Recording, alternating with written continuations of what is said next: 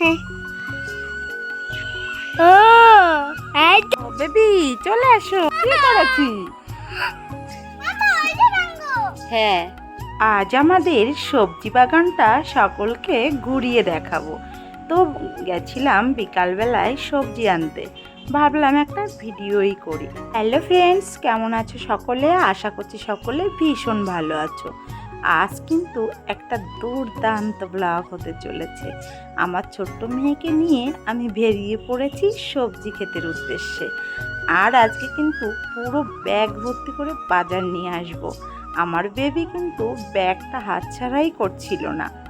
ও নাকি নিজেই সবজিগুলো তুলবে আর নিজেই নিয়ে আসবে, কিন্তু আসার সময় সেটা কি সম্ভব?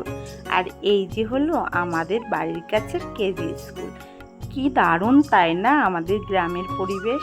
আমার তো ভীষণ ভালো লাগে আমার গ্রামটি। অনেকদিন পরে পাড়ায় বেরিয়েছি, আর সকলের সঙ্গে কথা বলতে বলতে কিন্তু আমি চলে এসেছি আমাদের সবজি খেতে। সকলের সঙ্গে দেখা হচ্ছিল আর গল্পও করছিলাম। আর এই যে আমাদের সবজি ক্ষেত, এত সুন্দর সবজি ক্ষেত, যেই দেখবে তারই ভালো লাগবে। শুরুতেই কিন্তু কল, মটর, আবার একটা ঘরও করেছে, এখানে একটু রেস্ট নেয়। আর সব থেকে বড় ক্রেডিট হলো আমার শ্বশুর মশাইয়ের। উনি এখানে সারাদিন ৩-৪ ঘন্টা লোক নিয়ে কাজ করে কিংবা নিজে কাজ করে, আর এখানে সব কিছু তত্ত্বাবধান উনিই করে। আর রেগুলার কিন্তু সবজিগুলো উনিই তুলে আমাদের ঘরে ঘরে পৌঁছে দেয়। মাঝে মাঝে ভাবি উনি যখন থাকবে না, এই সব কিছু শূন্য থাকবে, কারণ ওনার ছেলেদের তো আর টাইম নেই এসব করার।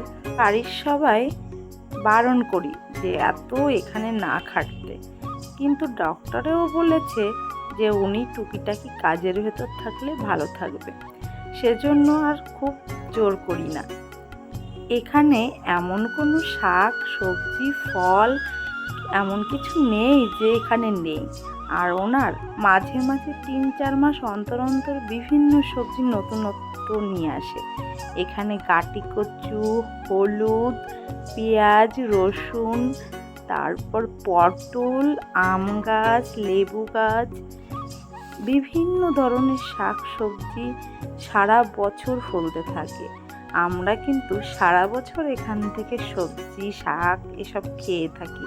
আর এই দেখো, এখানে কিন্তু মাটিটা রেডি করা রয়েছে, এখানেও কিছু না কিছু লাগাবে। আর এই দেখো পটল হয়েছে, এখান থেকে কিন্তু আমি কয়েকটা পটলও তুলেছি। আর সব থেকে বড় একটা ভালো জিনিস দেখো, শাক। এই শাক খেতে কত ভালো লাগে। ছোট্ট একটা আম গাছে কেমন আম ফলন হয়েছে, এসব দেখে কিন্তু আমার খুবই ভালো লাগছিল। আর এই যে প্রায় আমি ৩-৪ মাস পরে এই মাঠে আসলাম, কেন জানি না এতদিন আসিনি, তো এসে কিন্তু আমার ভীষণ ভালো লাগছিল। আর আমাদের এখানে সারা বছর তো পাতিলেবু গাছে লেবু হয়, সেই লেবুটা সকালে আমি রেগুলার খাই। বাড়ির সবাই খায়, কিন্তু আমার খেতেই হবে। আর এইরকম সবজি বাগান কিন্তু আরও দুটো আমার শ্বশুরমশাইয়ের আছে। ওনারা এখন অনেকটা বয়স হয়েছে, আর 2বার হার্টের অপারেশন হয়েছে, সেজন্য কতদিন থাকবে, কখন কি হবে, এসব ভেবে না অনেক কষ্ট হয়। এ দেখো পুঁই শাক, কোথায় ওইদিকে যাবে?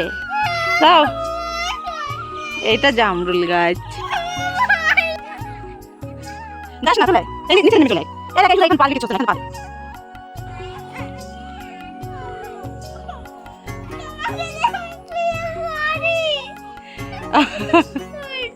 কি করেছি?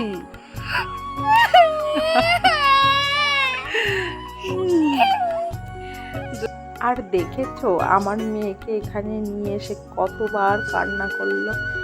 আগের দিন একটু বৃষ্টি হয়েছে, হালকা হালকা মাটি ভিজে, আর ওই মাটিতে ও পা দিতে চাইছিলই না। আর এখানে ওকে আমি বলিনি আমাকে ভিডিও করে দে, তবুও ভিডিও করেছে। খুবই মজা করছিল আমাকে নিয়ে পরে। আর তারপরে ওর পাপাকে ফোন করেছে, পাপা এসে নিয়ে যাও আমাকে, মা আমাকে অনেক কষ্ট দিচ্ছে, মাটিতে হাঁটাচ্ছে। নিজের জমির থেকে এইভাবে সবজি তুলে খাওয়া কতটা মজা, তাই না? গ্রামের মানুষদের হয়তো তেমন কিছু ফিলিংস আসবে না, কিন্তু যারা শহরে থাকে তাদের কিন্তু এই জিনিসটা দেখে খুবই ভালো লাগবে। আমি কিন্তু গাছ থেকে প্রায় 1 কিলো লেবু পেড়ে নিয়েছি, আর এসছে যখন অনেক কিছুই নিয়েছি। ডাঁটা নিয়েছিলাম, এদিকে শাক তুলে নিয়েছি, তারপর লেবু নিয়েছি, পটল নিয়েছি, পেঁপে নিয়েছি, ব্যাগ ভর্তি করে নিয়ে গেছিলাম। এখানে এমন কোনো গাছ নেই যে লাগানো হয়নি। সুপারি গাছ আছে, আখ গাছ, পেয়ারা গাছ, তারপর বিভিন্ন ধরনের ফুল গাছ আছে পেছনে। এখান থেকেই পুদিনা গাছ তুলে নিয়েছিলাম, তারপর নিয়ে ছাদে লাগিয়েছি। ও ঠিক আছে, আমি পচা জায়গায় যাচ্ছি।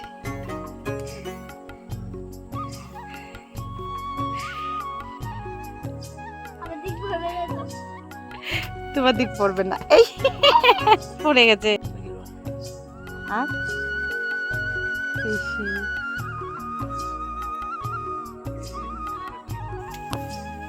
ও বাবা, ভিডিও করছি।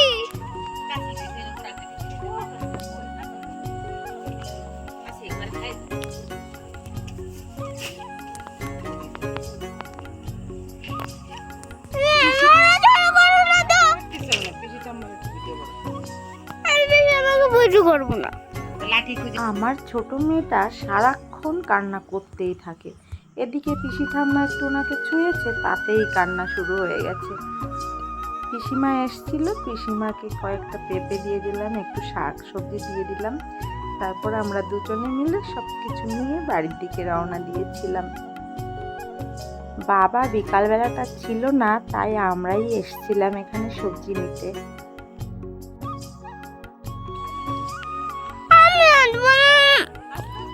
তোমার আর আমার ও পেঁপে কোটা ঢুকাও, ঢুকাইছি করে নিয়ে যাবো একটা।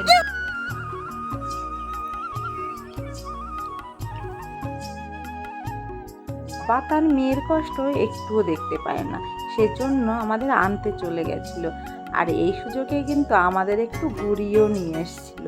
তাহলে বন্ধুরা, আমার ভিডিওটি তোমাদের কেমন লাগলো অবশ্যই কমেন্ট করে জানিও, আর ভালো লাগলে অবশ্যই আমার পাশে থেকো। আজকের মতো বিদায় নিচ্ছি, আবার দেখা হচ্ছে অন্য আরেকটি ব্লগে। টাটা বন্ধুরা।